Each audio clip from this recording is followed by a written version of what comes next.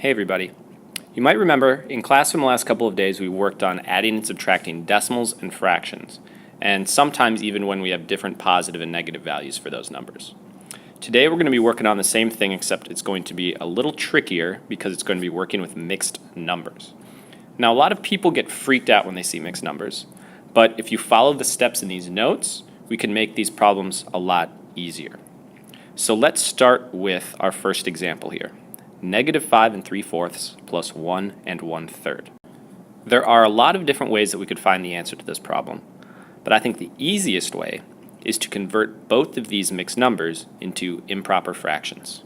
So remember, to convert a mixed number to an improper fraction, we multiply the denominator by the whole number. So we're going to ignore the negative sign for right now. So we're going to do 4 times 5, that's 20, and we're going to add that to the numerator. So 4 times 5 is 20, 20 plus 3 is 23. So this becomes -23 over 4.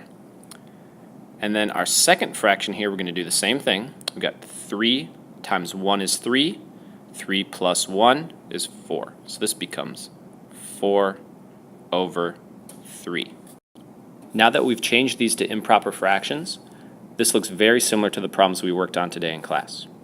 Now, we know our next step when we're adding fractions is we need to find common denominators.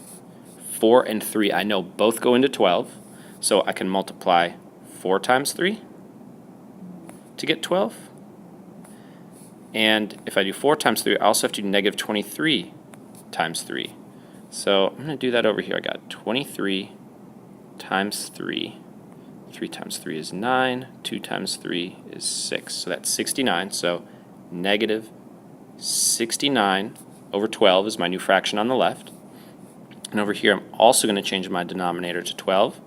I know I have to do 3 times 4 to do that, so I will have to do 4 times 4 to get our numerator of 16. Now that we have our common denominators here, we can just add the numerators. So I still want to think to myself, is my answer going to be positive or negative? Because this -69 has a larger absolute value than the 16, I have more negatives. My answer is going to be negative. I can do 69 minus 16 because there's going to be cancellation there. That's going to give me 3, and that's going to give me 5.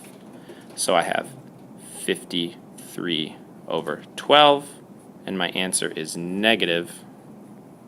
So there we go. Now I want to think to myself, can I simplify this answer?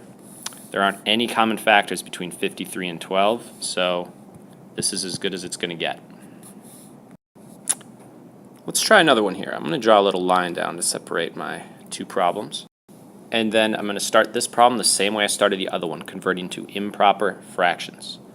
So I'm going to start with 8 times 3, that's 24. 24 plus 5 is 29 over 8. Make sure that's still negative. And I'm going to add, now I'm going to have a negative here, 2 times 5 is 10. 10 plus 1 is 11, so I have 11 over 2. Now, I have my different denominators. I got to find the common denominator. And in this case, 8 I know goes into itself, and 2 also goes into 8. So 8 is going to be my common denominator. This first fraction will not change, and my second fraction, I'm going to have to multiply by 4 to get 8, right? 2 times 4 is 8, so I'm going to have to do 11 times 4, which will give me 44. Now that I have common denominators, I can add the numerators. I'm adding a -29 and a -44. Two negatives go together. That's going to give me a negative answer. And because they're the same sign, I'm putting all of these negatives together. I know I'm going to have to add these absolute values here. So 9 plus 4, that's 13. That's going to give me 7. 73. So my answer is -73 over 8.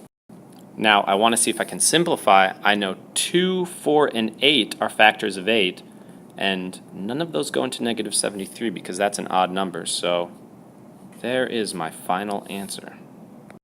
All right, we're going to try one subtraction example and then we're going to be done for tonight.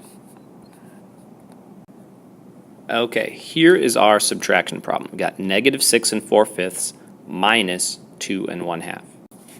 Now, I'm going to start this problem the same way I start all of our subtraction problems, and that's going to be to change it to an addition problem. Okay, change to addition. So this is going to become negative 6 4/5, but instead of subtracting 2 1/2, we're going to add negative 2 1/2. Okay, so now this is an addition problem, so we're going to do it the same way we did it before. And the next step is to go to improper fractions. Okay, so 5 times 6 is 30. 30 plus 4 is 34 over 5.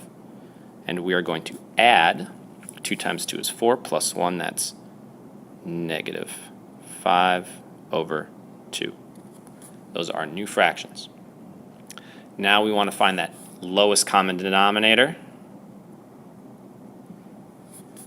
2 and 5 both go into 10. So to get from 5 to 10, I got to multiply by 2. Same thing I'm going to do to 34. 34 times 2 is 68. Make sure I keep my negative. And with this fraction over here, in order to get 10, I need to multiply by 5. So we're going to do 5 times 5 as well. So we got 10 in our denominator. 5 times 5 is 25. Now that we have the same denominator, we're going to add our numerators. Negative 68 and negative 25. I know putting two negatives together is going to give me a negative answer. And there's nothing canceling out. We're putting all these negatives together. So I'm going to have to add my absolute values. That's 13.